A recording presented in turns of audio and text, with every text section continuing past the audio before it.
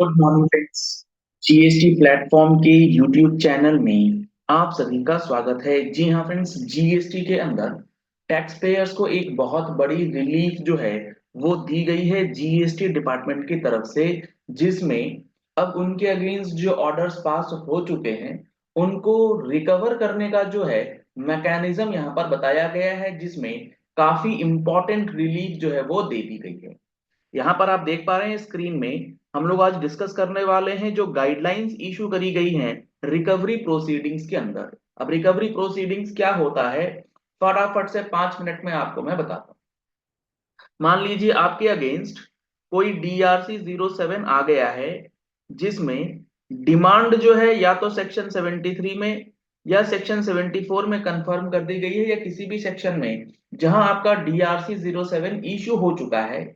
इस डीआरसी 07 के इशू होने के बाद आपके पास दो विकल्प रहते हैं। विकल्प क्या रहता है? एक विकल्प रहता है कि आप इसे पे कर दीजिए, एक विकल्प रहता है कि आप इसको अपील में ले जाइए अगर आपको लगता है कि ये ऑर्डर जो है वो गलत है। अगर आप अपील में ले जाते हैं तो सेक्शन 107 में 3 महीने के अंदर आपको अपील फाइल कर देना है। और अगर आप पेमेंट करते हैं, यहां पर ध्यान रखिएगा, अगर आप पेमेंट करते हैं तो पेमेंट करने का भी समय जो है वो 3 महीने का दिया हुआ है। अगर 3 महीने के अंदर आप पेमेंट नहीं करते, अगर आप 3 महीने के अंदर पेमेंट नहीं करते, तो सेक्शन 78 ये कहता है कि अब आपका ये जो डिमांड है इसे रिकवर कर लिया जाएगा, क्योंकि आपने पेमेंट भी नहीं करा, 3 महीने में अपील में भी नहीं है। लेकिन यहां पर एक इंपॉर्टेंट बात, इस बात को भी समझ लीजिएगा कि जो हमारा ये सेक्शन 78 है, ये एक एक्सेप्शनल पावर भी देता है प्रॉपर ऑफिसर्स को। ये जो 3 महीने का टाइम पीरियड है, नॉर्मल टाइम पीरियड है, इससे लोअर टाइम पीरियड ऑर्डर के अंदर specifically with reasons to be recorded in writing ये कहा जा सकता है कि आप 1.5 महीने में, 2 महीने में, जैसे मर्जी टाइम्स में लिख दें, उसके हिसाब से आपको पेमेंट करना है, वो अलग चीज है। मुद्दा क्या है? मुद्दा मेन ये है कि ये जो 3 महीने का समय है, इस 3 महीने के पार हुए बगैर भी आपके बैंक को अटैच कर लिया जाता है। आपकी रिकवरी प्रोसीडिंग्स जो है इनिशिएट कर दी जाती हैं। आपके आईटीसी लेजर या फिर आपके कैश लेजर से अमाउंट ऑटोमेटिकली डिडक्ट कर लिया जाता है। तो अब ऐसा नहीं होगा, इसके लिए कंप्लीट स्ट्रिक्ट गाइडलाइंस जो है वो इशू कर दी गई है। और ये जो पूरा जो सेक्शन है ना, ये पूरा डिमांड रिकवरी अपील्स, ये सारा कुछ आपको हमारे जीएसटी के लिटिगेशन कोर्स में भी देखने को मिलेगा। अगर आपने अभी तक जीएसटी का लिटिगेशन कोर्स, जो कि हमारे जीएसटी फुल कोर्स का ही पार्ट है, उसको ज्वाइन नहीं किया है, तो नंबर्स आपको स्क्रीन पे दिए गए हैं। इन नंबर्स पे कॉल कीजिए, व्हाट्सएप कीजिए, और लिटिगेशन कोर्स या फुल कोर्स जो भी आपको लेना है वो आप ज्वाइन कर सकते हैं। बेहद इंपॉर्टेंट सेशंस इसके अंदर रहने वाले हैं।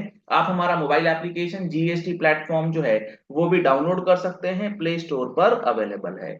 आपको ये जो फुल कोर्स मिलेगा, ये 180 घंटे से ज्यादा की क्लासेस आपको इसमें दी जाएंगी। और जो हमारा लिटिगेशन कोर्स है, ये 30-35 आवर्स के अराउंड आपको ये पूरा लाइव और रिकॉर्डेड सेशंस जो है मिलने वाला है। तो फटाफट से इस जो ये गोल्डन अपॉर्चुनिटी है, इसका बेनिफिट आप ले सकते हैं। अब यहां पर अगर आप देखेंगे तो मैं आपको अगर बताऊं तो इन्होंने इंस्ट्रक्शन क्या दिया है। इंस्ट्रक्शन यहां पर ये दिया है कि it is very much clear that the general rule for initiating the proceedings of recovery where any amount payable by a taxable person in pursuance of an order, जो कि पास किया गया है अंडर सीजीएसटी और SGST act, वो time period क्या है? Within a period of 3 months, 3 महीने के अंदर। 3 महीने कब से? डेट ऑफ ऑर्डर से। डेट ऑफ ऑर्डर मतलब सर्विस ऑफ ऑर्डर। अगर आपको ऑर्डर मिल गया है मान लीजिए 1 अप्रैल 2024 को, तो इसमें से 3 महीने आप ऐड कर लीजिए, अप्रैल, मई और जून, तो लगभग लगभग 1 जुलाई 2024 या उससे पहले आपको इसको पे कर देना है। नहीं तो आपके अगेंस्ट रिकवरी प्रोसीडिंग्स जो है वो इनिशिएट हो जाएगी। अगर आप पे नहीं करना चाहते, आपको लगता है गलत है, तो आपको 3 महीने के अंदर अंदर इसे अपील में ले जाना है। अगर नहीं करते हैं तो भी रिकवरी जो है वो स्टार्ट हो जाती है। तो आपको ये बात ध्यान में रखनी है। If it is not paid within a period of 3 months from the date of service of such order, recovery proceedings shall be initiated only after the expiry of the said period of 3 months। Provision बिल्कुल clear है। आगे इन्होंने लिखा है कि भैया अगर 3 महीने से कम का समय देना है तो वो कब दिया जा सकता है? Only in exceptional circumstances. Normal rule ये नहीं है, एक्सेप्शनल सर्कमस्टांसेस क्या हो सकते हैं?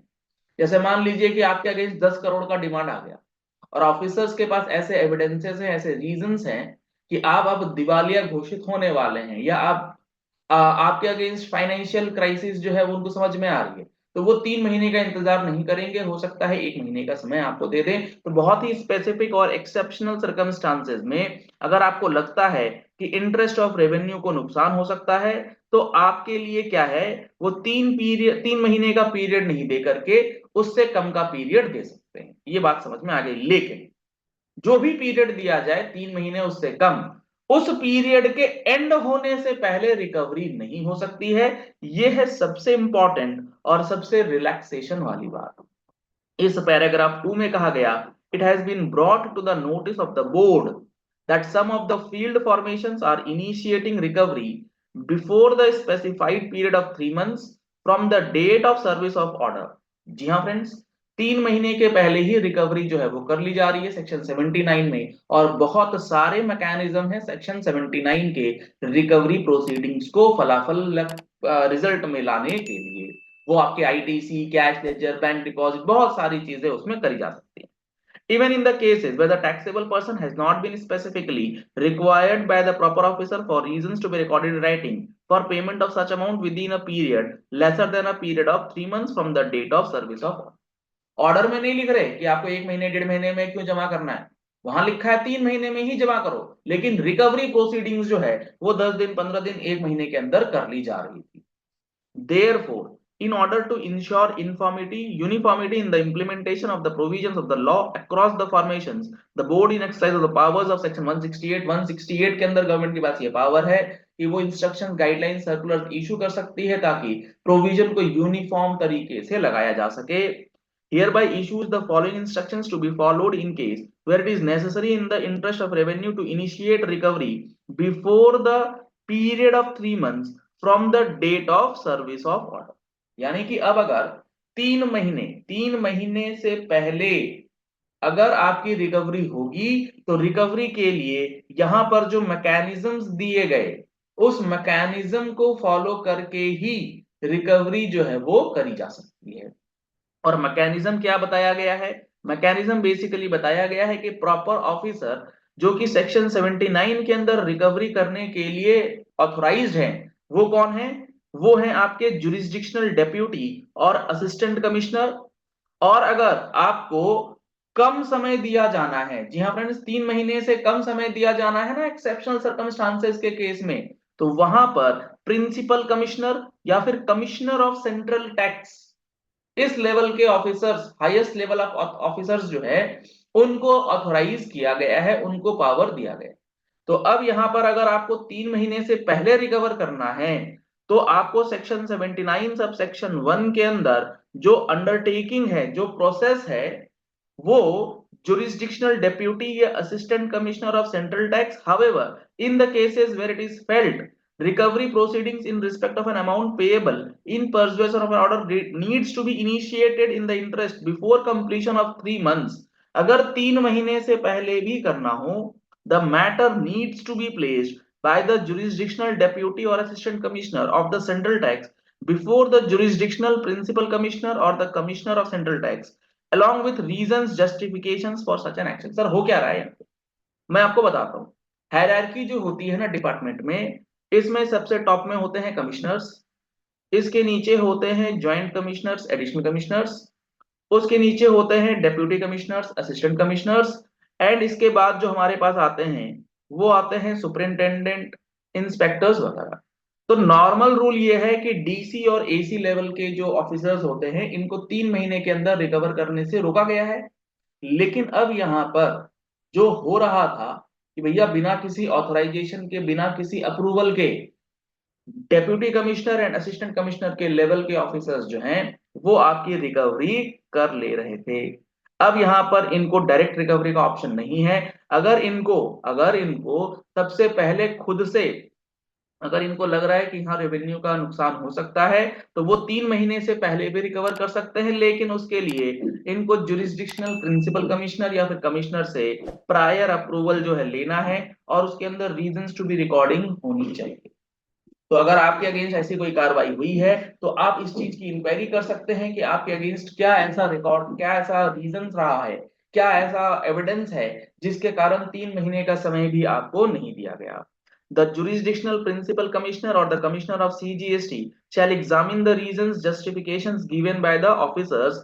जो कि डीसी और एसी पहुंचे थे कमिश्नर साहब के पास, उनके रीजंस को देखा जाएगा, परखा जाएगा, जांचा जाएगा at the earliest, and if he satisfied that it is expedient in the interest of revenue to ask the said taxable person to pay the said amount before completion of 3 months from the date of service of order, he must keep in record the reasons as to why the concerned person is required to make the payment within a period less than a period of 3 months। यानी कि यहाँ पर आपको भी relaxation दिया गया है और ऑफिसर्स को भी एक फ्री हैंड दिया गया है कि असिस्टेंट कमिश्नर और डिप्यूटी कमिश्नर लेवल के ऑफिसर्स भी 3 महीने से कम के अंदर प्रोसीडिंग्स को कंप्लीट कर सकते हैं with the prior approval of joint principal commissioner या फिर कमिश्नर ऑफ द सीजी।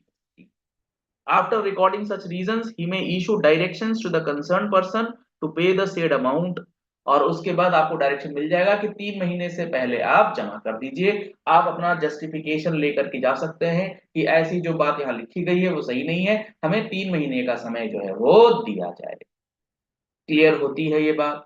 हाँ सर, ये बात तो क्लियर होती है। अगर मान लो हम लोग पे नहीं करते, अगर हम लोग अपील में जाते हैं तो आप इस पूरे मैटर को अपील में जितनी जल्दी फाइल कर देंगे उस पे ऑटोमेटिक स्टे लग जाता है एज पर सेक्शन 107। फिर कोई भी रिकवरी आपके अगेंस्ट नहीं हो सकती।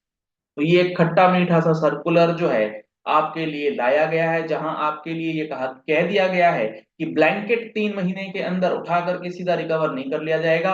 अगर करते हैं तो वहां पर प्रिंसिपल कमिश्नर या चीफ कमिश्नर का प्रायर अप्रूवल मैंडेट है।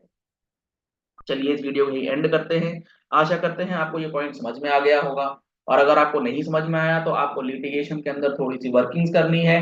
और अभी नोटिस, ऑर्डर्स और अपील्स जो हैं उसको बिल्कुल भी इजीली मत लीजिएगा, उसको प्रॉपरली टैकल कीजिएगा, नहीं तो बहुत अमाउंट जो है वो इन्वॉल्व रहता है इन केसेस में। अगर आपने हमारे चैनल पर फर्स्ट टाइम ट्यूनिंग किया है तो चैनल को सब्सक्राइब और फॉलो करना बिल्कुल मत भूलिएगा, ऐसे ही इंपॉर्टेंट अपडेट्स और एनालिसिस के लिए। अगर आपको ऐसे ही इंपॉर्टेंट इन्फॉर्मेशन रेगुलर बेसिस पे मैगजीन में चाहिए तो आप हमारी टैक्स मैगजीन का सब्सक्रिप्शन ले सकते हैं दिए गए नंबर्स पे कॉल या व्हाट्सएप करके। Thank you and have a nice day.